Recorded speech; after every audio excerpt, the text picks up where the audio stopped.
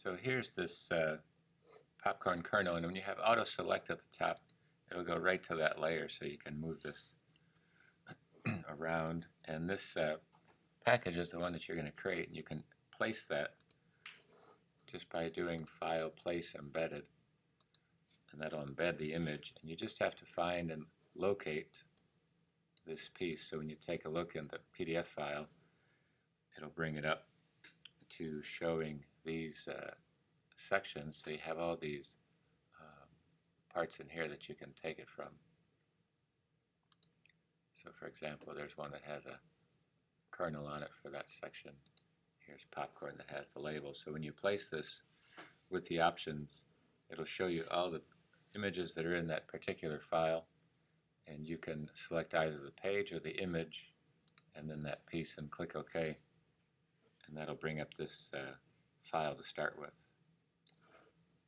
So just a quick way to get started. Here's just hide some of these layers so you can see it. So just made the background, which was blue. So to do that, just clicking a new layer, take a look at the image that has this section, use the eyedrop tool, and select the blue, click the letter X, which will put the blue behind it, and come down and highlight a light blue. And on this new layer, just take your gradient tool, click in the gradient editor, and just make sure that it's foreground to background, and just click, hold the shift key down and drag. It'll get you that coloring. If it's reversed, just click from the bottom to the top to show that. So that gives you the background, so you can kind of hide that just to give you that selection. The part that has the type, for example, is just going to make a quick selection. So you can zoom in a little bit.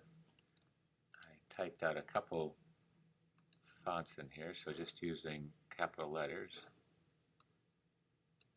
And under the character palette, this is the font of Arial, so you can just click right inside and type that in there just to get started to see if that would be a font to use. And then the second one down below is Impact, and this one is just a bolder font, so that's the one that we'll take a look at for using.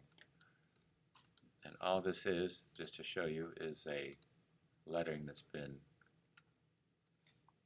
arched and given a bevel and emboss with all these pieces. So with this layer, it has a little bit of a drop shadow, an inner glow, and a bevel and emboss, all based off of this arching type. So here's the font, and sometimes it's a good idea to duplicate if you're going to change it, so I'm just going to hide the one.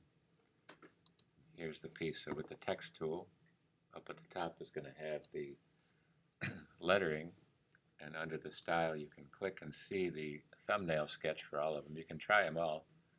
The Rise is the one that this one is involved with, and it gives you the options for vertical, horizontal edges from here.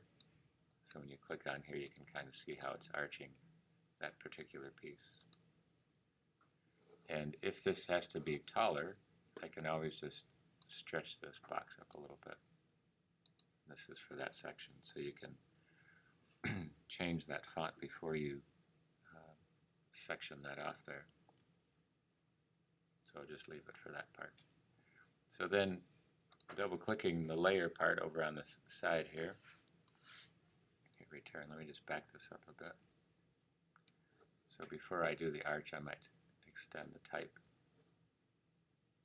So when you take this, it has the vertical and horizontal extension, and you can just click and drag that piece. And that'll let you put this down. So I have a couple settings here. I'm just going to change.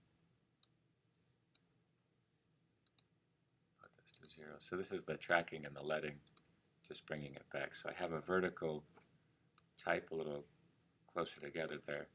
And now when I take the text tool, this is where I can go into the effects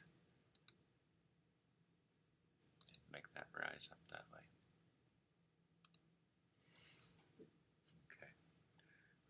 So now when you take a look at the font that you're trying to do, you come close to it, at least trying to get some of the layer styles understood. So just double clicking on this palette will bring these up. When you take a look, there's a bevel and emboss. So I'll just go ahead and click that, and it gives all the parameters for the size and the depth of it, depending on what you're angling for. So that's where that's control is right here. It does give the shadow color, that type of thing. There's a little bit of a tone on the inside, so we're just going to put this as an inner glow, and just chose the color red. So from the color picker you can choose these colors to highlight. The opacity, it's set to multiply. There's all types of options, but multiply allows the color to show through, and it gets the size, which is the choke and the size of this piece right here. So if you increase this, you'll see it gets a little bit larger. So that's what that piece is. And then I did just put a drop shadow on this one, kept it pretty close. It's still set at multiply, and the size of this is going to decrease a little bit, and the distance. And click OK. So now you have the yellow, but the red is on a separate piece. And the easiest way to do it is to make a selection by holding the Command key and clicking on this letter thumbnail of the sketch. Create a new layer and just use the eyedrop to grab this color just to help out, and use Option Delete to fill it, and that gives you that selection. So at least you can see how it's done, but it has to be a little larger on that selection. So just go to Select and just go Modify and Expand. And just put in 20 pixels just to see how far it would go, and it comes out pretty accurately. So just doing the Option Shift again. So this layer is going to be dragged beneath this one so you can see it. So here's the red layer behind it. And just double clicking on this will give me I can try the bevel and emboss on this as well. Make this just a little bit smaller. This has a black outline to it, so there's a section for stroke. And here's inside, outside around the center, so I'm just going to put it on the outside. And just decrease that a little bit. And then I'll just give it a line like that. So that builds up the type. So you can see it's pretty close, so to give you a little practice on those pieces. And that'll be the font. So these two layers, I'm just going to Shift key them together here. Go to Object and link these two layers together. So now they operate as one piece. When you move one of them, they both move together. And you can also, at this time, Option and change the selection to it. So it gives you that feel to it. And just click OK or hit the checkbox. And you can also give these a color just so you can tell that they're part of the image right now. So the next section is trying to create all this popcorn from the one kernel that you drew. So here's this, here's the layer with it. So right now I have it as a locked layer, but I'll take that off. And if I just Option and click, it'll make a duplicate copy. And you're trying to establish this overall look to it. So see if I can't create more than one of these. So one is selected. And these are the handles that you can change a little bit. You can use the Command key to click on the corner and it'll distort it. So it's trying to create a series of popcorn that's a little different than the rest. So depending on how you flip it or change the size of it, you're trying to create this with all the popcorn behind it. So I'm just going to set this beneath it so you can see that. And see if you can create this overall look to it.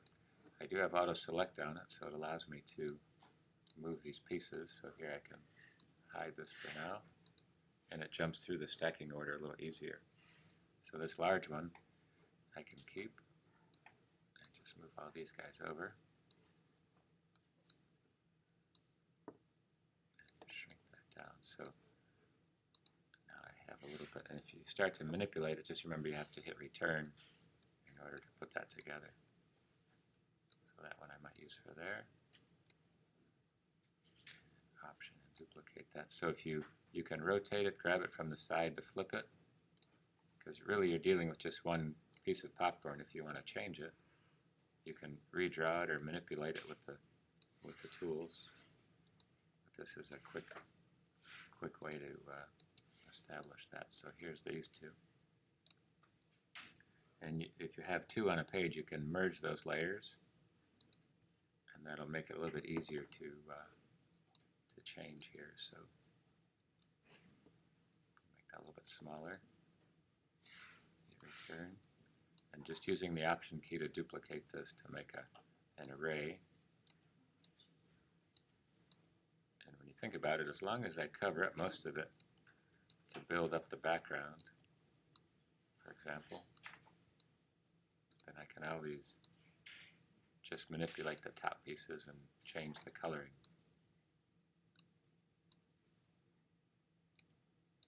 So right now I'm using the same selection for just about all of it.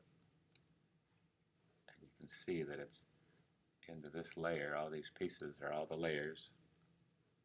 And I'm just going to conveniently Shift key them and hit Command D to merge them all into one. You have a bunch more. So now this is all one layer, and I can just duplicate this in that side there. So it's just trying to create that initial background to it, and then I can go back in and change some of these up at the top. It gets a little crazy, but that's the look to it.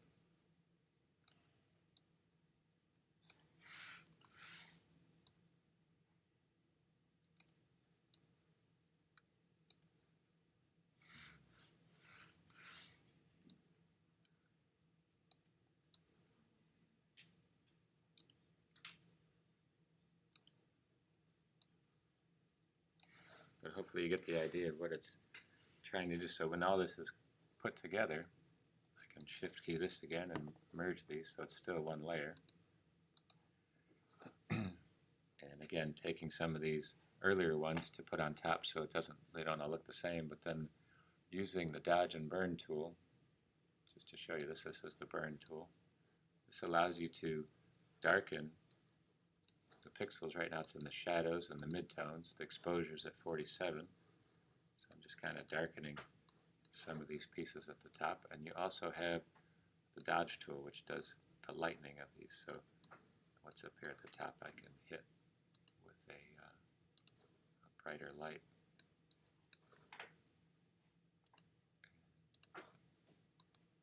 So that's just touching the surface of what you can do to manipulate some of the pictures there.